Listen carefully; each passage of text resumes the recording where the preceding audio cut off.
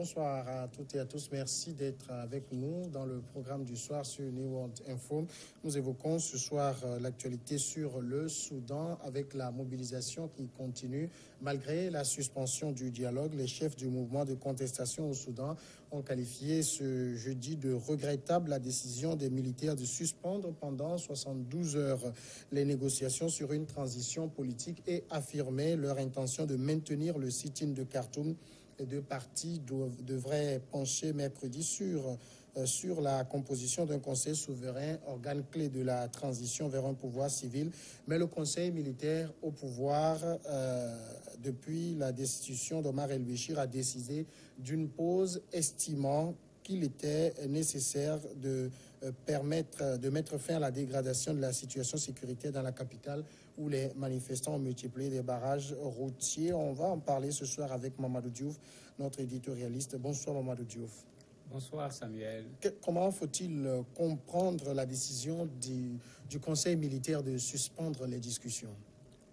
Je me dis que les militaires, en bons stratèges, ont eu besoin de recul pour réfléchir davantage parce que au Soudan, ils sont en face de l'Alliance pour la liberté et le changement, constituée par des intellectuels de haut rang qui, depuis fort longtemps, avaient déjà pensé à cette question de la transition et qui ont une feuille de route très claire par rapport à ce qu'ils veulent faire du Soudan de demain, contrairement aux militaires qui, eux, ont été surpris par les manifestations des populations et la chute du président Béchir, même si les militaires y ont participé.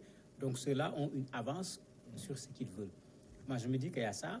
L'autre élément, les manifestants commencent à faire la loi.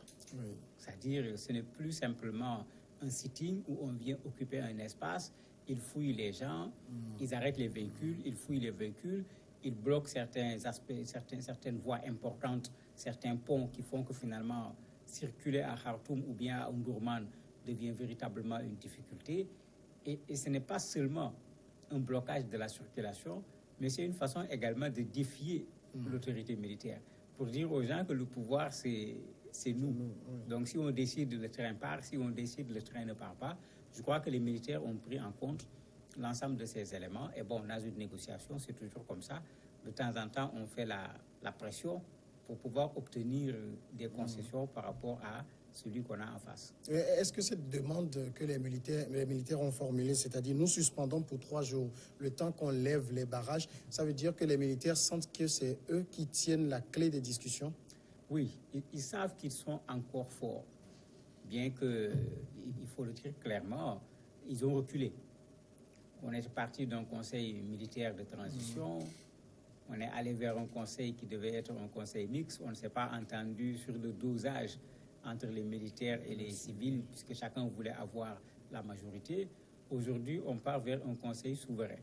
Ça montre que, même si c'est eux qui sont en position de force, en termes de force, pour répéter le terme, ils n'ont pas tout entre les mains, puisque les gens ont été capables de les faire reculer sur plusieurs plans. Il ne faut pas oublier qu'en plus, beaucoup parmi les militaires ont démissionné de ce conseil militaire qui va se transformer progressivement en un conseil civil, puisque c'est ça que les populations cherchent. Donc, quoi qu'on dise, le Soudan ayant été, il faut le dire clairement, un régime militaire, la force la plus organisée du pays, c'était effectivement l'armée. Et c'est ça le résultat auquel on fait face aujourd'hui. Les manifestations ont beau s'organiser, les manifestants ont devant eux la seule force organisée du pays qui tient, ce n'est pas qui tenait seulement, mais qui tient jusqu'à présent le pouvoir, ce qui donne une certaine position de force à l'armée.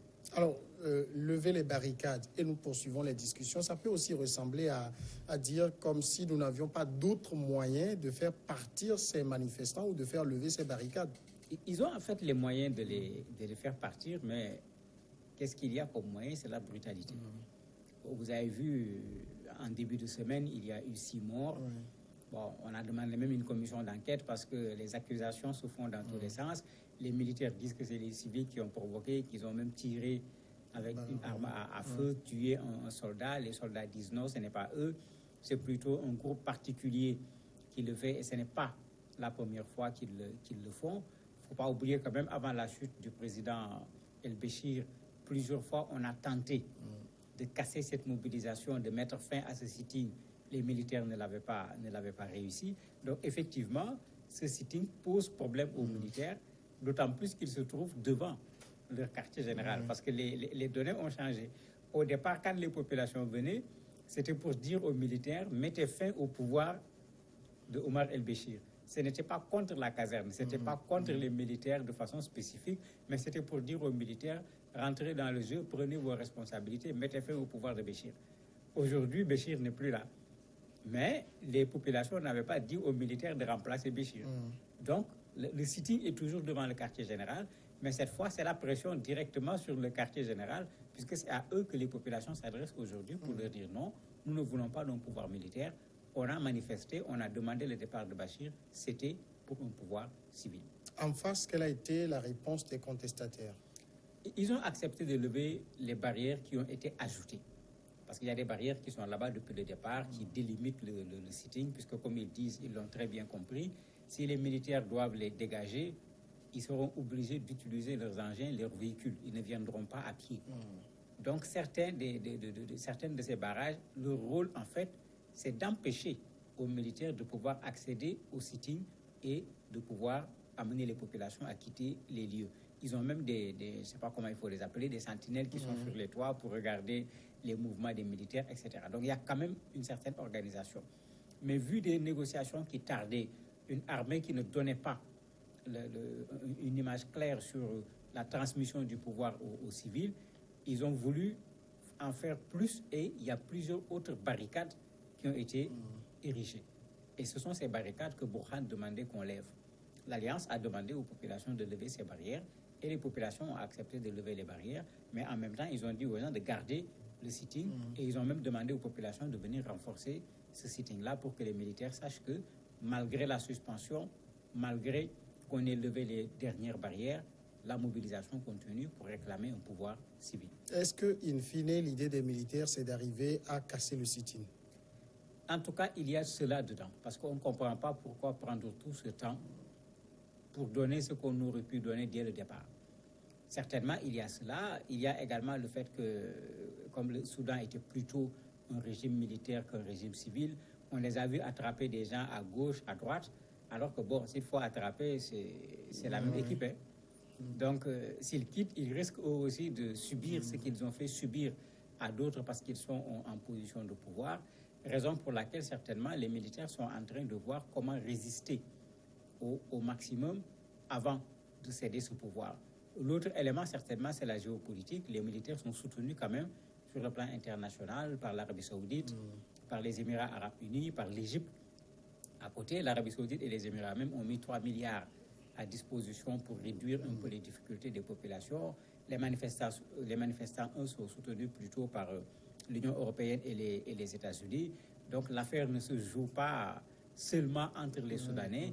Il y a également d'autres enjeux qui sont là, qui font que ce n'est pas seulement la discussion autour de la table qui va permettre de régler ce problème. Maintenant, au-delà de ces négociations, est-ce que Khartoum tourne? Est-ce que la vie économique, depuis la chute de Omar el-Béchir, ça évolue?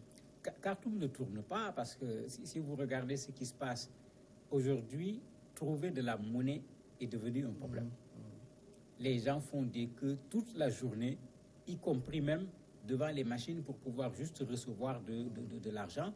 Et quand les gens ont du mal à avoir du liquide, il est clair que d'un point de vue économique, le marché ne tourne pas. Alors que c'est la période du Ramadan, les gens se plaignent parce que le soir, les gens veulent offrir des repas. Au Soudan, ils ont l'habitude de rompre le jeûne dans la rue, parce que c'est ça leur tradition. On installe les nappes, on met le repas dehors pour permettre à tout le monde de pouvoir en profiter. Pour pouvoir respecter cette tradition, il faut avoir quelque chose sous la main pour pouvoir faire le marché et aller faire la cuisine. Alors qu'aller retirer de l'argent aujourd'hui est devenu un véritable casse-tête pour les Soudanais. Et ça donne raison quand même aux militaires qui veulent dégager tout ce désordre-là. Oui, mais le problème, c'est que ce n'est pas le sitting qui est responsable de tout ça, parce que parfois les guichets et autres ne se trouvent pas à un endroit bloqué par le sitting. C'est le système lui-même qui est en situation d'interrogation, parce que les choses ne sont pas claires, on va où? Et l'argent n'aime pas les questions, l'argent veut fonctionner quand les choses sont claires. Donc il y a des positions à la limite de prudence par rapport aux entreprises, par rapport aux institutions financières, parce qu'on ne sait pas si ça va exploser un jour ou pas. Donc chacun est en train de faire le minimum pour pouvoir également se mettre en situation de sauvegarde s'il y a lieu. Ce n'est pas seulement parce qu'ils ont bloqué cette partie du QG de l'armée qu'on ne peut pas trouver de l'argent dans les distributeurs automatiques. Il n'y a pas de lien entre le sitting et les distributeurs automatiques.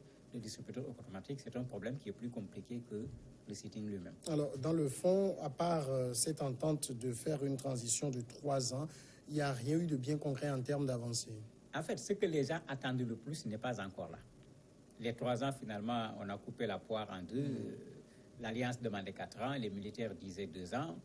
Il y a quand même quelque chose d'acquis. L'Assemblée, on est tombé d'accord, il y aura 300 personnes. Les 2/3 seront issus de l'Alliance pour la liberté et le changement. Les autres viendront des autres partis et autres structures qui ne sont pas membres de l'Alliance. Donc il y a quelque chose. Il y a une commission d'enquête pour les morts pendant les manifestations. Mais les 2 gros problèmes, on ne les a pas touchés. Le premier gros problème, c'est qui va diriger. Puisque ça avait fait l'objet de négociations qui avaient échoué. L'armée avait dit c'est Bourhan qui reste à la tête. Les civils avaient dit non, il faut que ça soit en civil. Le deuxième gros problème, c'est la répartition au niveau de ce comité souverain qu'on veut créer. Qui va avoir la majorité? Les civils disent c'est eux, les militaires disent c'est eux. Donc les 2 gros problèmes n'ont pas encore été abordés. C'est ça qui devait être abordé au moment où on a suspendu. C'est pourquoi certains se posent la question, est-ce que l'armée n'est pas également dans des situations de recherche de stratégie pour pouvoir obtenir ce qu'elle veut, c'est-à-dire diriger cette transition et être également majoritaire au niveau de ce Conseil souverain. Mamadou Diouf, merci d'avoir répondu à nos questions. C'est moi qui vous remercie. Nous allons marquer à présent une pause et nous sommes vendredi. On reçoit après l'invité sport.